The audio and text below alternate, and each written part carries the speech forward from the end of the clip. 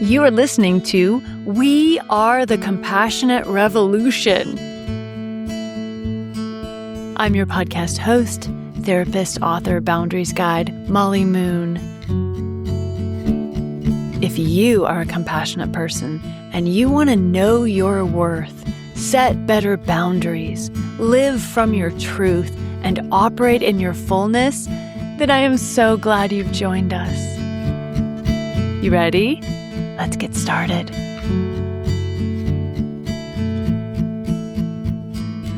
Welcome, folks, to this week's episode.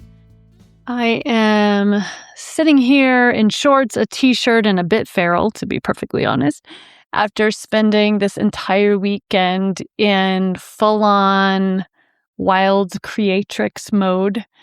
My team and I have retired the previous version of the Boundaries Breakthrough mini course and kind of redone it with a whole new flavor and a whole new set of lessons inside of it, including a really badass quiz I'm so excited about.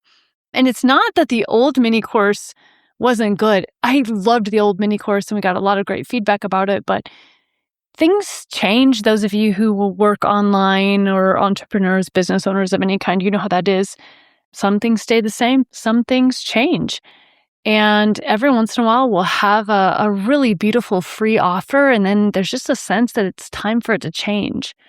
Usually, I'll kind of sit with that feeling for a month or two or three, waiting for the new thing to come, and then it sort of drops in, and we're off to the races. So I've been feeling that the previous mini course was going to need to change, but I just haven't known what to do. And I've been waiting for the download, for lack of a better word. And man, did it come. And so shout out to Nikki and Pri, the amazing members of my team who help make everything happen. We have been in creative, creator, and organizational setup mode. And oh my gosh, I am loving how it's all turning out. If you get a chance, especially if you're newer on the journey, oh my gosh, this is going to be so helpful for you. But if you're just curious, even if you've worked with me before and want to see the new quiz, if you took the quiz that we used to have a few years ago, you will see some similarities here, but it's kind of a whole new angle, for lack of a better word. There's a whole new approach that's got some real unique ways of helping people. And I'm so excited about it. And I'm excited to continue to develop it further. So if you happen to take the mini course, take the quiz, shoot me an email, let me know your thoughts. Feedback is so important. So far, I'm hearing a lot of good things about it, and I would love to get your thoughts on it as well. So anyway, that's what I've been doing. I have a listener question to share with you today that is so relevant to so many compassionate people. I don't know about you, but many of us maybe weren't so good at feeling our feelings before we became boundaried. And it's funny because a lot of us are deep intuitives or extremely empathic, but that didn't mean we were good at feeling our feelings. Usually it meant we were good at feeling everyone else's feelings, and we were pretty shut off, dissociated, or confused about our own feelings. And the listener question today is along those lines. I think you're going to be able to relate a lot, and I'm looking forward to sharing some thoughts about it. So with that, here's the question. Dear Molly, I want to heal, I want to grow, I want to change, yet I'm also coming to terms with the part where I kind of don't. My bookshelf is full of self-help books. I've always got a new one by my bedside. I listen to podcasts. I even collect mental health tips. But in truth, I'm realizing that's all been a fancy way of avoiding my feelings. Because I may have a lot of facts in my head, but that doesn't have anything to do with what I actually do when a hard situation arises. I can make a mental plan for how I'm going to do things differently the next time. But in the moment, it's almost like something takes over my body. There's so much fear. There's so much hurt. There's so many feelings that I've stuffed and never really dealt with. And I don't like feeling my feelings. Recently, I've moved into more of a caretaker role with my elderly parents. That means I'm spending a lot more time with them. There's a lot of trauma history there, and they've never really changed. So this is not the easiest position for me to be in. I'm finding that a lot of the feelings I've stuffed are not staying very stuffed. When I get home from spending a day with them, I sit down, grab a bunch of sugary food that is not helping my health, and before I know it, I've eaten a lot. I'm pre-diabetic, and I know I can't be doing that, but it's the fastest way I can to just make the feelings go away. I used to drink. Thankfully, now I'm sober. I'd be in a lot more trouble right now. I know enough to know this is not a workable plan, especially because this new role with my parents is probably going to last for a bit. Help. Any tips you can give me would be welcome. Whew, good question, right? I'm going to share some thoughts, and if you resonate at all with what this listener shared, I think you might find some of these thoughts helpful too. The first thing I want to say here is that, and this is both to the person who asked the question, but this is also to everybody listening who can relate, who resonates in one way or another. I want to say there's absolutely nothing wrong with you. You haven't been doing healing wrong. You haven't been pursuing personal growth wrong. In fact, I would even go so far as to say that there are many approaches to personal growth and wellness and mental health tips that actually encourage us to not feel our feelings, to avoid our feelings, and to just not go there. When I was getting trained in graduate school, there was a whole, season of learning about counseling modalities that, honestly, in my opinion, they just helped people better stuff their feelings. They helped people cope by functioning better in the everyday world, but that functioning was done at the cost of actually looking at what was really going on, listening to what the feelings were trying to tell one, and making the needed changes. And I think that this is, in great part, some of this is done totally accidentally. I'm not saying there's some conspiracy here doing this, but I do actually think there is a bit, this might sound a little conspiracy theory, but bear with me here. There is, I believe, a lot of money to be made by keeping the energy and attention of compassionate, hardworking, highly responsible people focused on whatever the motives are of the group or leader or thing that wants your energy. And for a lot of us, we dedicate ourselves fully to our jobs, to whatever our focus is. And if we actually had to feel what we were really feeling about the way we've had to live our lives, some of you have been incredibly dedicated in really miserable relationships. Some of you have been incredibly dedicated in jobs that are completely burning you out. Some of you are incredibly dedicated in a lifestyle, where you are volunteering, giving, helping, serving all the time. You are sucked dry, so to speak. It's like someone put a straw on you and just sucked you dry because you have given out so much in ways that are simply not reciprocal. But you'll get gold stars from a big section of the personal discovery and wellness community because you cope so well.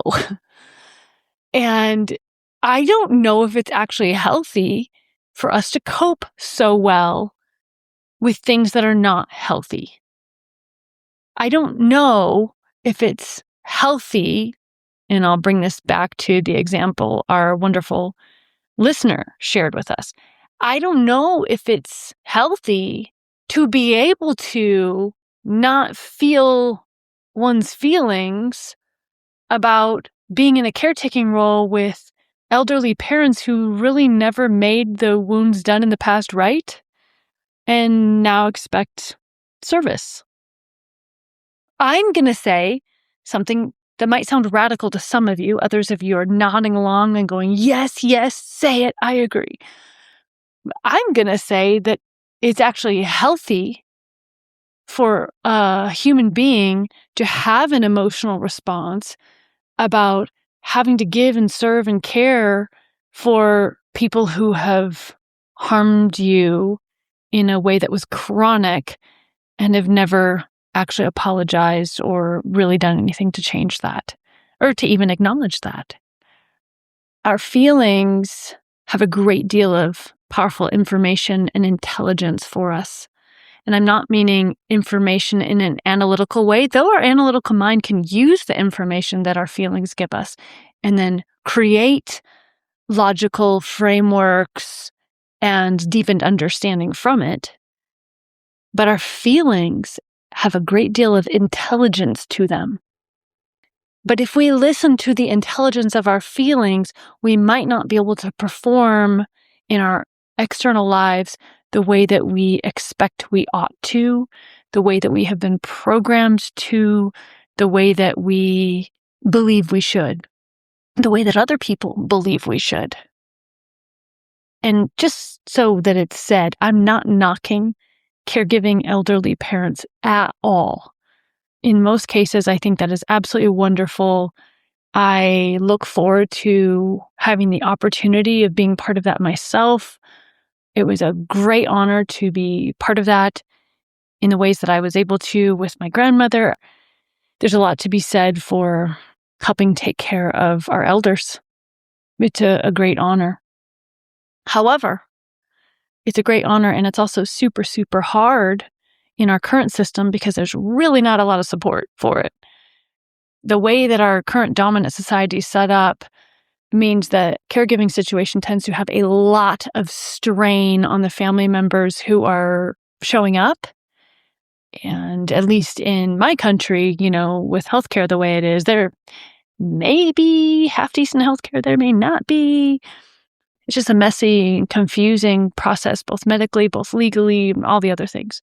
But that said, I'm not knocking caregiving here. I'm just talking honestly about this particular situation from this listener and how it's a perfect example of a situation many of us have found ourselves in, whether it's in a toxic group or difficult relationship. When we're in a situation where our body, where our nervous system, where our deep, innate emotional intelligence is saying, I don't like this, it can be a really valuable thing to develop the skill to shut down your feelings.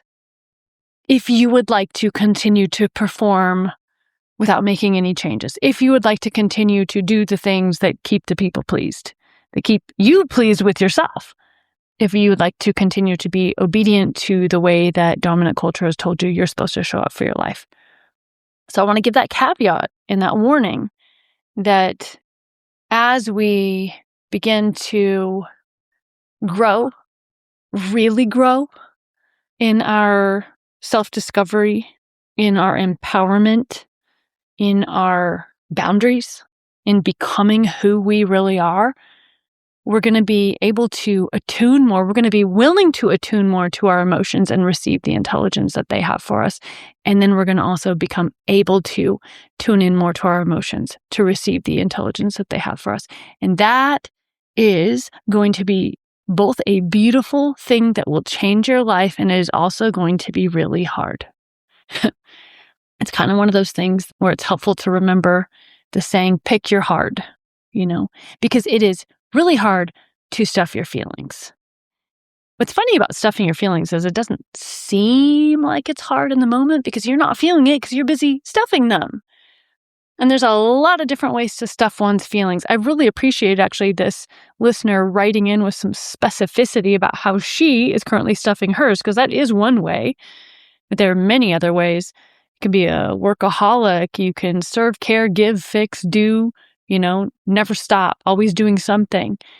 Addictions can come in here.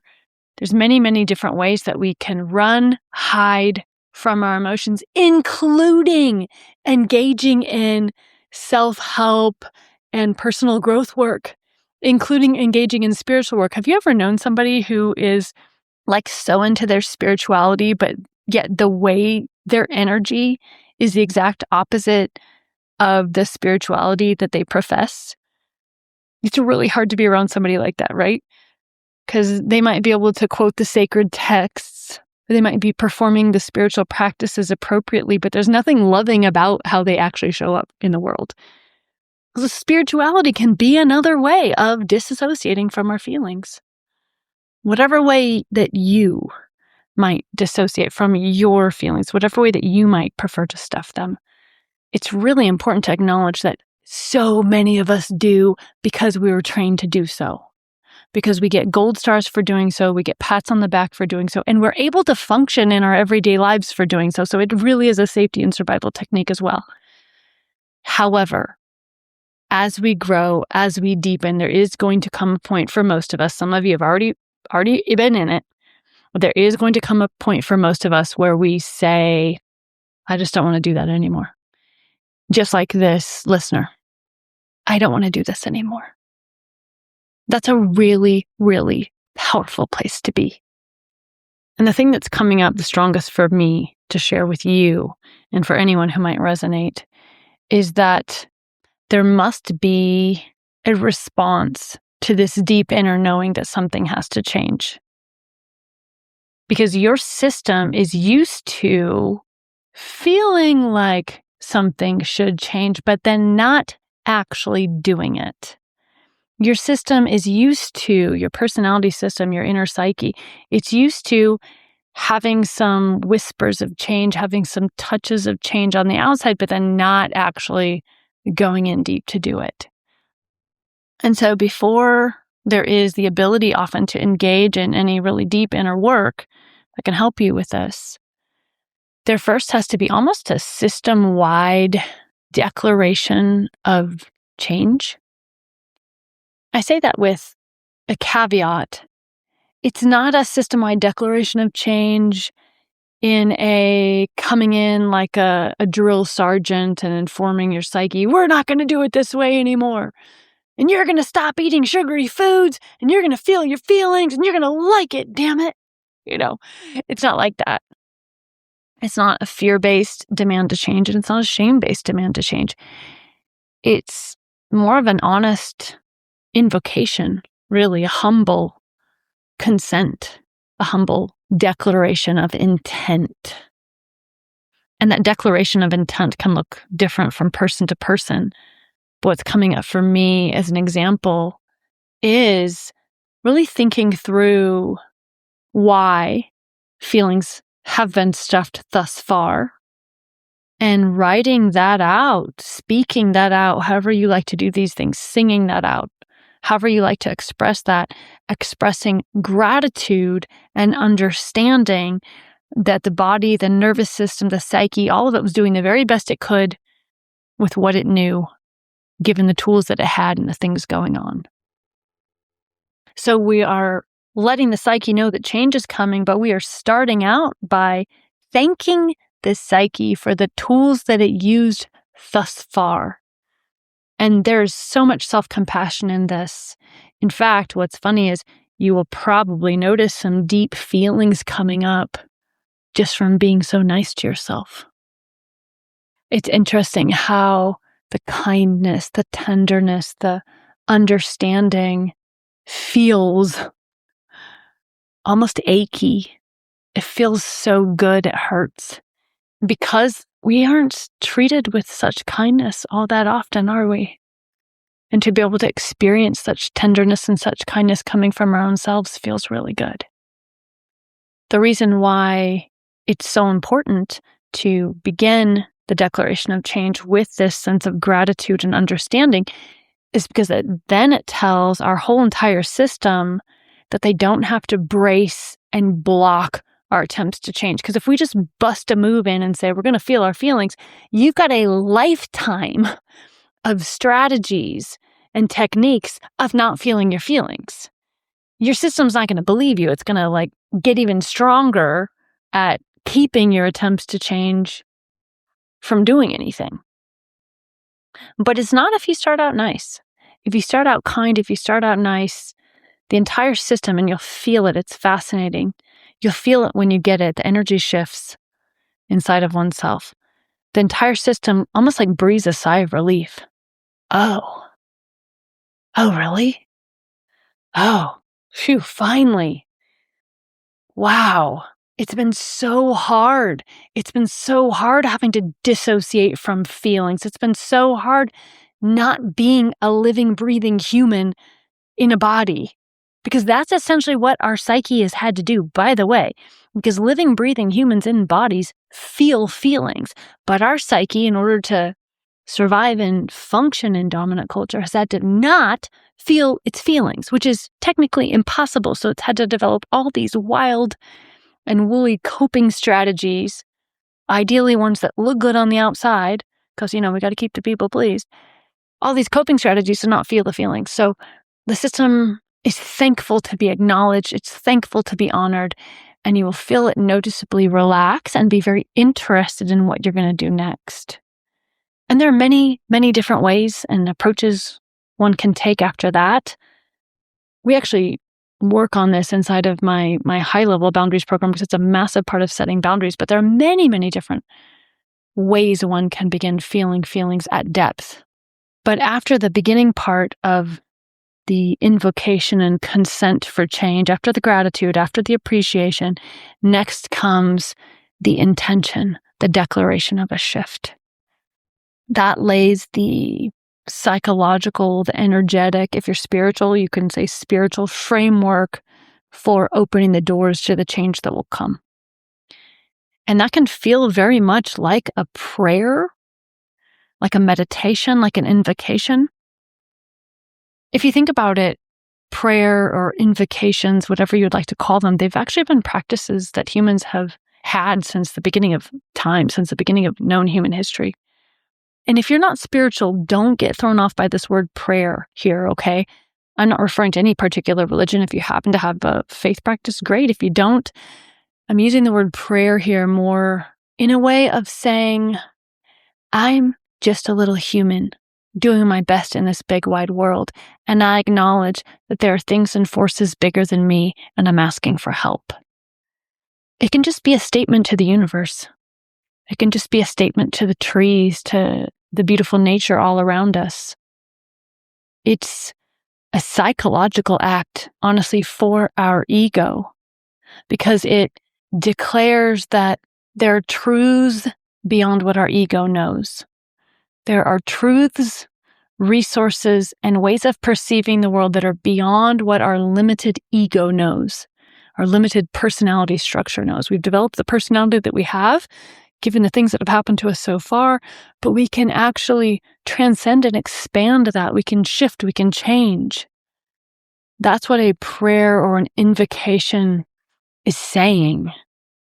And it's powerful. So as an exercise, I think would be incredibly valuable if anything that I've been saying has resonated with you, if you can relate with this and could use some help in this area, I really encourage you to create a prayer, an invocation. Start with a letter of gratitude and thankfulness to all of the survival strategies you've had so far that have helped you not feel your feelings. I'm not kidding either. Don't start the prayer invocation until you've first done the gratitude and appreciation. We got to show respect to all the survival strategies we've had.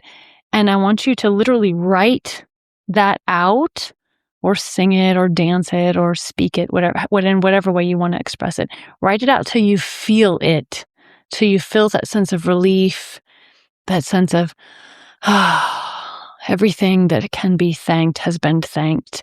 And there's a relaxing of the energy and an openness to whatever is to come. And then I want you to write a prayer. It can be much like a poem. Go ahead and play with it until it feels just right. And then I want you to pray it, declare it. Go take a walk way out in nature somewhere and speak it out to the forest or the ocean, or quietly inside of your own home. If you live in a little apartment somewhere, wait till everyone's gone, shut yourself in a closet, do it there, whatever you got to do. It's an opportunity to get quiet, get humble, get soft. Think about when we don't feel our feelings, we're getting very hard psychologically, we're getting very rigid. We can't feel them. We're shifting your energy now. I can feel them. I don't know how to feel them. I will figure that out in the days and months to come. But right now, what I am saying is, I want to, I ask for help. In your prayer, make sure you say that you are open to opportunities to doors that may open in the future, to people, leaders, things that have gifts for you that can help you in this way. It's so funny. Have you ever noticed that when you suddenly become open to a thing, there it is everywhere you look, right? However you write or sing or say your prayer, don't be surprised if opportunities and tools and teachings and teachers come your way. And all you have to do is, when you feel that tug in your heart to do it. That's all you have to do. I'm not talking about adding more self-help books to the library or just more facts to put in the head. What I'm talking about here are experiential things that you can experience where you're actually practicing, where you're working with someone or something who can help you feel the feeling and learn to listen to the intelligence of it. By the way, if that somebody is me, if that's something you would be interested in, reach out to me by email. I'll tell you a little bit. It's not something I actually advertise much, but there's some really, really powerful work we do around that. I consider it actually advanced boundaries work that I do with some of my higher level clients. I'd be glad to tell you about that if you feel so called. But whoever it is that you feel pulled to, that you feel drawn to, that you feel led to, when they show up, listen. The way that you'll know, by the way, and I always use this for myself, the way that you'll know is you'll feel it in your heart. Your heart will have a whisper that says, them, go work with them for a bit, or take that training, or go see what they got. And you'll feel it from your heart versus your head. It's fascinating. Every single time my heart said, them, go do that. Kind of like that meditation retreat I went to. My heart was like, Molly, you got to do it. So I did. And that was such good money and time spent. It really, truly was. Because it was the right time for me to do that. If I had thought that in my head 10 years ago, 9 years ago, 8 years ago, 7 years ago, I would not have done it. And I don't think I would have got anything out of it if I'd tried. But when my heart said to do it, it was the exact right thing to do. Same goes for you. And I meant to spend 5 minutes on this question, just give you a few little tips, but I ended up with a lot coming up for me. So hopefully some of this helps. As always, take whatever is useful to you and dump whatever is not. I'm just speaking from my heart based on what I know, what I've experienced, but I'm just a little human over in my spot on the globe. And each listener is, of course, responsible for how they wish to apply this in their own lives. If you'd like to leave a question for me, I really do prefer to get them by audio, but you can write in if you absolutely must. If you'd like to leave a question for me, you can do so at boundary.com/podcast. This is a really fun topic. It's really got me thinking. I'm thinking about the new areas that I'm actually being called to grow into, and I'm thinking I'm going to take this exercise. It's been a while since I've done an exercise like this on myself, and I think I might be at just the right time to use this exercise on myself in the new area I'm ready to grow into. So I'm here on the journey with you all, always. We're real people, and we're doing it. I'm thankful that you're here. I'll see you next week. My compassionate friend, I am so glad you're with us. We are the compassionate revolution. We are the change the world needs, and we're becoming it. If you loved this episode, please share it with a friend or give this podcast a 5-star review. I'd appreciate it so much. And if you'd like to get practical and work with me more closely on boundaries, you can come visit me at boundaried.com. That's boundaried with a D.com for amazing resources. Because this is how we do it. One action at a time. We are moving into our power. And I'm so proud to be in this movement with you.